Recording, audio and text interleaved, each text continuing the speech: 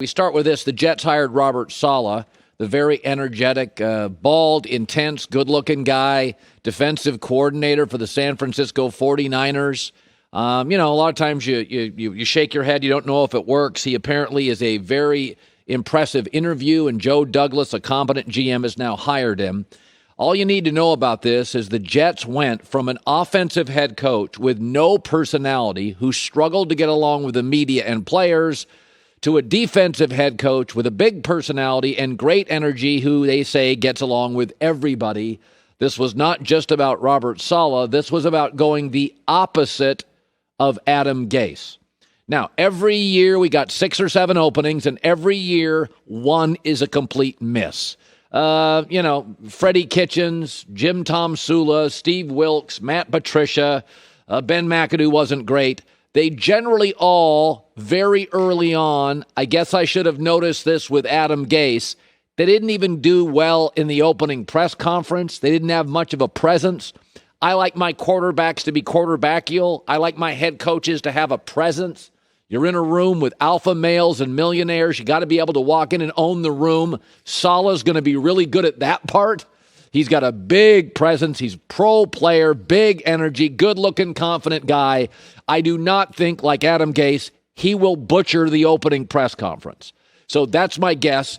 The Jets should be better. They have now a competent general manager, very good draft last year, a lot of draft picks, could get more. They've got cap space. There's no reason you can't win quickly. The Dolphins and the Cleveland Browns hired the right coach. Overnight, they look like a different team. Takes them about 2 or 3 games, and you can turn this puppy around. The Jets have some talent. They are not completely devoid of talent, so I don't think it'll take that long. But here's the interesting thing. This shows you how bad Adam Gase whiffed. According to several NFL people, you've watched them, this network, other networks, the Jets now are leaning toward keeping Sam Darnold. Now think about that. Darnold hasn't done anything in the NFL, regressed badly this year, like 9 touchdowns, 11 picks. Regressed badly. And according to reports, they're like, yeah, we're going to go with Sam Darnold. So Sam Darnold will get another head coach. Now, I do think Darnold's talented, but that tells you how little regard they had for Adam Gase. Generally speaking, new coaches like, this quarterback's not working. Literally, with a very little track record, they're like, we're going to go with Darnold. So this is really an indictment of the previous general manager and the previous coach, what they're doing now. So the Darnold news now can change the entire draft, because if you look at the draft order this morning, the Jets' recent history will tell you they'll get multiple top picks for their current number 2 pick if they keep Darnold. That's going to be Justin Fields, the quarterback, Ohio State. They're going to get multiple good picks, couple number 1s and 2. Well, they already got a couple number 1s for Jamal Adams, that trade to Seattle. So there's no reason through free agency, a lot of cap space, and draft picks that the Jets won't have 7 to 8 new starters for their next coach. They should succeed. They should succeed to some level. And just look at the draft order. Keep your eye. Atlanta's got a number 4 pick, Matt Ryan. Matt Stafford, number 7 Lions, about time.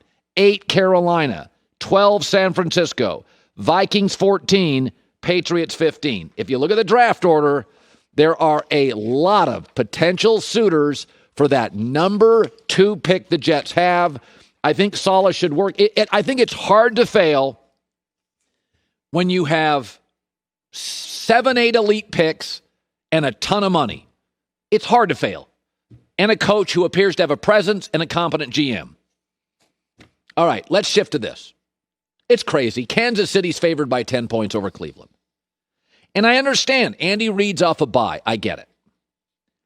But upsets happen a lot more in the divisional round than anybody wants to admit. To great quarterbacks. Aaron Rodgers was 15-1, coming off a Super Bowl at home. 9-point favorites. Lambeau, cold, and lost to the New York Giants. Last year, MVP Lamar Jackson, don't want to face him. 14-2 Ravens at home. 10-point favorites over Tennessee. Wasn't that close. They got rolled. Peyton Manning. Remember, he goes to Denver. They're 13-3. Huge favorite at home in Mile High. Hard place to play in January. 9.5-point underdog Joe Flacco walked into town and beat him. 2 years ago, Steelers, 8-point favorite at home over the Jags. They were rusty. They gave Ben some time off. Fell into a huge hole. Lost to Jacksonville. Even Bill Belichick, 2010 New England, 14-2 Patriots, 9.5-point favorite. At home, Mark Sanchez and the Jets waltz in and beat him. So we've seen Belichick lose and Peyton Manning lose and Aaron Rodgers lose and Big Ben lose. I'm just saying, Cleveland's also a very fast starting team. They led 10 times at halftime this year, and the Browns went 10-0 in those games. Remember last year, Kansas City came off a bye at home and fell behind. They were rusty, 24-0 to Houston. I do not believe the Cleveland Browns would relinquish a 24-0 lead. Also remember, last year, Kansas City had the aid of a home field advantage. This year, not so much due to COVID. So when I look at these games this weekend, this is the one I understand Andy Reid in a bye. Don't we all kind of suspect Kansas City, kind of a slow starting team, Cleveland, kind of a fast starting team, young on a roll? You know, the first quarter, Kansas City may be a tad rusty, haven't played in 20 games as Patrick Mahomes. This is the one, Sunday at 3 Eastern, to me, to keep your eye on. I'm fascinated by it. I just cannot figure out the line. I've said before, Vegas has lines, and it only happens a couple times a year, and I just don't understand them. I do not get them. And my inclination is I ain't betting it. I'm staying away from that puppy, and that's my advice. Staying away from this game. But I think if Kansas City blows them out, then it changes everything I think about the playoffs. Because I don't think it's going to happen. I think it's going to be really close.